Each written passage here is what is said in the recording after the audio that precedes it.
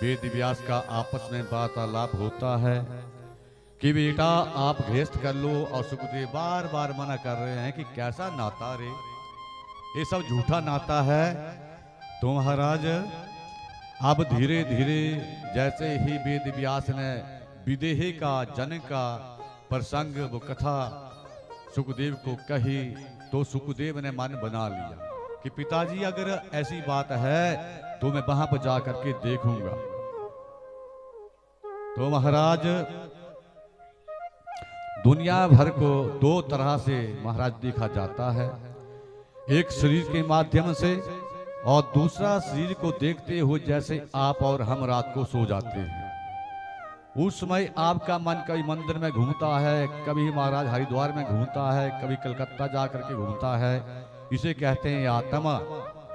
और शरीर रूपी जो परमात्मा हमारे अंदर बैठा है वो सारा हिसाब किताब देखता रहता है। इसमें महाराज संदेह नहीं होना चाहिए। जन को नाम धर्मात्मा विद्या सत्या सागरा। जनक कैसे गृहस्थ में रह करके भी माँ का भजन करते हैं, कैसे यज्ञ करते हैं, कैसे पाठ करते हैं, कैसी प्रजा को देखते हैं। आज उस चाव से सुखदेव मुनि जो हैं जा करके जनकपुरी में पहुंच जाते हैं कि मैं भी तो देखूं जा करके। तो महाराज अब जनकपुरी में इधर वेद व्यास ने संदेशा भेज दिया कि मैं आपके पास अपने बेटे को भेज रहा हूं।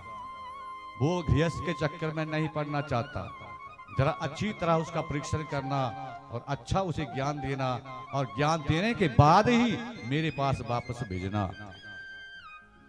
तो जनक ने कहा कि गुरुवर ठीक है, आप चिंता मत करो, उसे आने दो, जितनी कोशिश होगी वो मैं महाराज पूरी कोशिश करूंगा।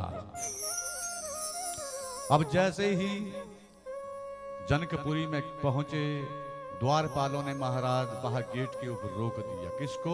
सुखदेव मुनि को। जैसे ही रोका, सुखदेव मुनि एक सूखे लकड़ की तरह खड़े हो गए, एक सूखे डंठल की तरह खड़े हो गए। और कितने दिन? 3 दिन तक ना खाया, ना पिया, ना हिले, एक जगह खड़े रहे। जनक ने अंदर से महाराज संदेशा मंगवाया कि देखो उसे कोई गुस्सा गस्सा तो नहीं आया है? तो वहां से हिला तो नहीं। तो महाराज पहरेदारों ने जाकर के कह दिया कि नहीं राजन, वो 3 दिन जिस जगह खड़ा था उसी जगह आज खड़ा है। उसके चेहरे के ऊपर कोई गुस्सा नहीं है, कोई क्रोध नहीं है।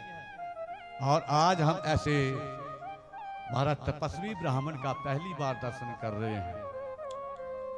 तो कहा ठीक है। 3 दिन और करते करते 7 दिन लग गए जनक से मिलते मिलते। अगर हमने किसी से मिलना हो, 3 दिन की बात छोड़ो, 3 घंटे ही कोई आदमी हमसे ना मिले तो वापस आ जाएंगे ना घर। लेकिन जनक जी के दरबार में सुखदेव मुनि खड़े हैं, इंतजार कर रहे हैं। 7 दिन के बाद महाराज अब संदेशा फिर भिजवाया गया कि अगर वैसा ही खड़ा है तो फिर उसे अंदर लेकर के आ। जैसे ही अंदर आने की आज्ञा द्वारपाल लेकर के आए। अब चरणों ने प्रणाम किया और महाराज सुखदेव मुनि से पूछा कि देखने में आप तपस्वी ब्राह्मण हैं, अंदर जाने से पहले कुछ ज्ञान हमें भी दे करके जाओ, हमारा भी बेड़ा पार करके जाओ। तो उन पहरेदारों ने पूछा कि हे सुखदेव जी, आप ये बताइए कि इस दुनिया में सुख क्या है, दुख क्या है, अपना कौन है और पराया कौन है। तो सज्जनों, सुनने पर आज सुखदेव मुनि ने कहा कि देखिए इसमें आपका कोई भी कसूर नहीं है। अगर आपको मैं कहूं कि आपकी वजह से मुझे 7 दिन यहाँ पर इंतजार करना पड़ा, आपका कसूर बिल्कुल भी नहीं है। आप इसमें नौकरी कर रहे हैं, राजा का आपको आदेश है, और राजा का भी कसूर कुछ नहीं है। राजा तो अंदर है, वो भी नहीं जानते हैं कि बाहर कोई आया है। आपने प्रश्न पूछे तो सुनो। जिस समय हमें कोई पूजा पाठ भक्ति भगवान का नाम माता का नाम धर्म कर्म का रास्ता बतलाए, हे पहरेदारों समझ लेना वो हमारा पक्का मित्र है। और उल्टा जो इनसे हमें विमुख कर दे कि पूजा नहीं करनी, पाठ नहीं करना, मंदिर नहीं जाना, धूप नहीं देना है, धूप नहीं तो खाना, कई भंडारा नहीं करना, तो समझ लो पक्का वो हमारा दुश्मन है। इस तरह आज महाराज सुखदेव मुनि ने उनका भ्रम जो है वो दूर किया कि कौन अपना है कौन पराया है, क्या सुख है क्या दुख है। तो अब कहा कि देखिए, जब इस इंसान को अपने मन के अनुसार जो इसकी इच्छाएं होती हैं, जैसे मकान की इच्छा, कारोबार की इच्छा, धन दौलत की इच्छा, एक कार की इच्छा, बड़े बड़े महल की इच्छा, जब वो उसके मन के अनुसार इंसान को मिल जाती है तो वो उसे अपना सुख मानता है, और जब वो उसे नहीं मिलती हैं, उसे प्राप्त नहीं होती हैं, तो महाराज वो उल्टा दुख मानता है। बोले सत्या सनातन धर्म की। अब जैसे ही महाराज अंदर वो सुखदेव मुनि जी जाने लगे, तो आधे रास्ते में क्या हो रहा था, क्या देखा कि अंदर जो वैश्याएं थी वो नाच रही थी, नाच गान हो रहा था, और राजा जनक बैठे हुए उस नाच गान को देख रहे थे। सुखदेव मुनि ने जैसे ही देखा तो सारी की सारी श्रद्धा टूट गई कि मैंने तो मन में सोचा था कि इतना धार्मिक राजा होगा, चलते फिरते उठते खाते पीते यहाँ तक बिस्तर के ऊपर बैठते हुए भी माला का जाप कर रहा होगा, ये तो नाच गान देख रहा है। सारी जो श्रद्धा थी ना, सारी की श्रद्धा सुखदेव मुनि की टूट गई, भंग हो गई। श्रद्धावान लभ्यते ज्ञानम, जिसके अंदर श्रद्धा होती है उसे ज्ञान की प्राप्ति होती है। जब हमें महाराज कथा में सुनने में आने में यहाँ पर प्रेम है, तो आकर के ही कुछ ना कुछ आपको ज्ञान मिलेगा। अगर आप महाराज आपके मन में श्रद्धा नहीं है, भाव नहीं है, तो आपके सामने चाहे भगवान कृष्ण ही समझाने के लिए आ जाएं, माँ ही समझाने के लिए आ जाए, आप कर नहीं पाएंगे, क्योंकि अंदर श्रद्धा नहीं है। भगवान ने तो महाराज बराबर दुर्योधन को भी समझाया था कि नहीं समझाया था कि ज्यादा नहीं देना है तो 5 गाम ही दे दे, लेकिन दुर्योधन ने कहा था कि सुई की नोक जो होती है ना, उसके बराबर भी नहीं दूंगा।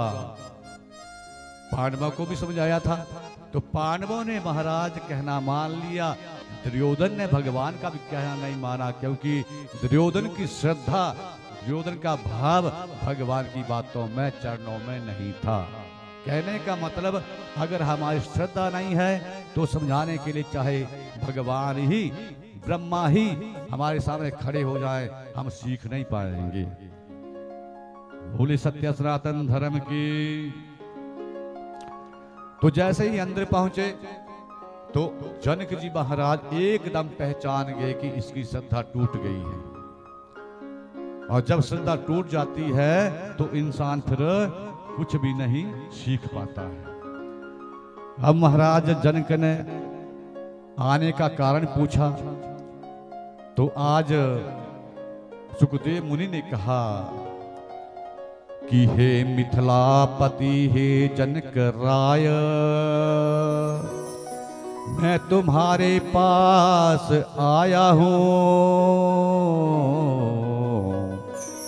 मेरे संशय को दूर करो, मैं पिता का भेजा आया हूँ। कि मेरे पिता ने आपके पास मुझे भेजा है, मेरे मन में कुछ संदेह हो गया है। पिताजी कहते हैं कि आप गृहस्थ करो पहले, और मैं कहता हूं कि मुझे पहले बन जाना है, तो आप मेरी समस्या का समाधान करो। ब्रिकतस्या अधिकारो अस्ति संशय से नान्यथा क्वचितः, ब्रिकत को ही समुदाय लेने पर, महाराज समझा लेने पर अधिकार जो है मिल जाता है। तो सुनने पर अब जनक ने कहा, हे गुरुपुत्र, इंद्रियाणि बलिष्ठानि च नियुक्तानि मानदा अपक्वस्यः प्रकुर्वन्ति विकारस्ताम ननैकसः। मन एवं मनुष्य नाम कारणम बंध मोक्ष। हे सुखदेव जी, ये मन ही बंधन और मोक्ष का कारण है। ये बंधन ही मन के द्वारा पड़ता है। हमारा जो मन है ये मोक्ष भी दिलवा देता है और मन है वो जेल भी दिलवा देता है। बंधन ही सब कुछ करवाता है।